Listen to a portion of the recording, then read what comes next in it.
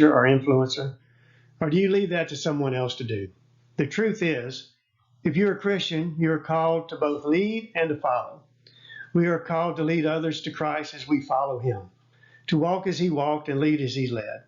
Our actions and words are being perceived and evaluated by each person we come in contact with.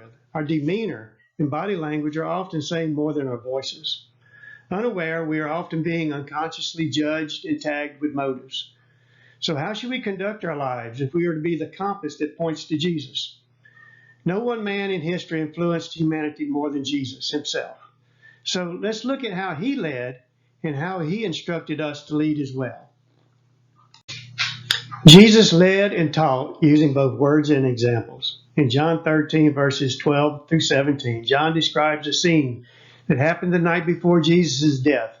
Using a teachable moment, Jesus wraps a towel around his waist and assumes the role of a servant, and one by one washes his disciples' feet. John writes, "When he had finished washing their feet, he put on his clothes and returned to his place. 'Do you understand what I've done for you?' he asked them. 'You call me teacher and Lord, and rightly so, for that is what I am. Now that I am your Lord and teacher, and have washed your feet, you also should wash one another's feet. I have set you an example that you should do as I have done. For very truly I tell you, no servant is greater than his master, nor a messenger greater than the one who sent him.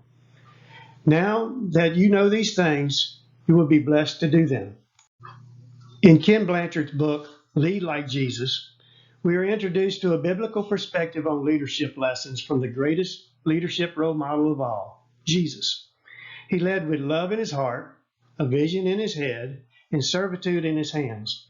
As we look at each of these three aspects, we will uncover the making of a godly leader. Godly leadership is first and foremost a spiritual matter of the heart. A leader must decide whether they want to benefit others or benefit themselves. Are they motivated to be a serving leader or a self-serving leader? Jesus tells us in Luke 6:45, "The good man brings good things out of the good treasure of his heart, and the evil man brings evil things out of the evil treasure of his heart. For out of the overflow of the heart, the mouth speaks." If you want to be a serving leader and express love, compassion, patience, empathy, and encouragement, these attributes have to be in your heart in order for them to be shared with others. People instinctively pick up on these heart traits, often unconsciously. They are attracted to leaders that put others first. Jesus taught and modeled Mark 12:30 and 31. "Love the Lord your God with all your heart, with all your soul, and with all your mind, and with all your strength, and love your neighbor as yourself." Secondly, the motivation and passion of your heart must extend into your head, where you examine your purpose, vision, and concepts for leading those around you.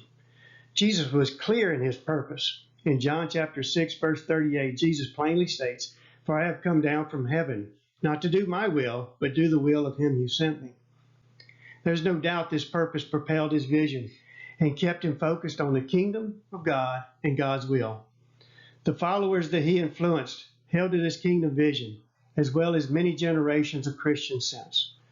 But purpose and vision fall short if values aren't in place. Values are boundaries that define the means by which we achieve our purpose. Without visible and evident boundaries in our speech and actions set in a prioritized order, direction is subject to opinion and personal viewpoints. Only after purpose, vision, and values are established can future goals be set.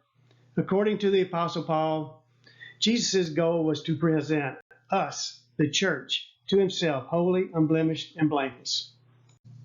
Lastly, Hans provided dynamic visual illustrations of the doing part of leading like Jesus. Unless passion and vision are implemented by actions, nothing is accomplished. Jesus did not teach from a lofty position, but rather taught from a servant's position.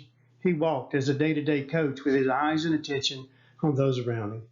Jesus rebuked his closest followers, the ones he was prepping to carry out his vision and goal, because they didn't understand the master's teaching method, serving his Father and serving others. In Mark 10, verse 45, he says, "For the Son of Man did not come to be served, but to serve, and to give his life as a ransom for many."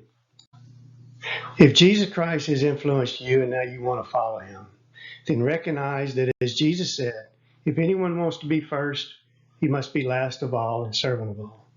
By doing so, it is inevitable that as you follow Jesus, you will also lead others. So put all of your heart, head, and hands into leading like Jesus.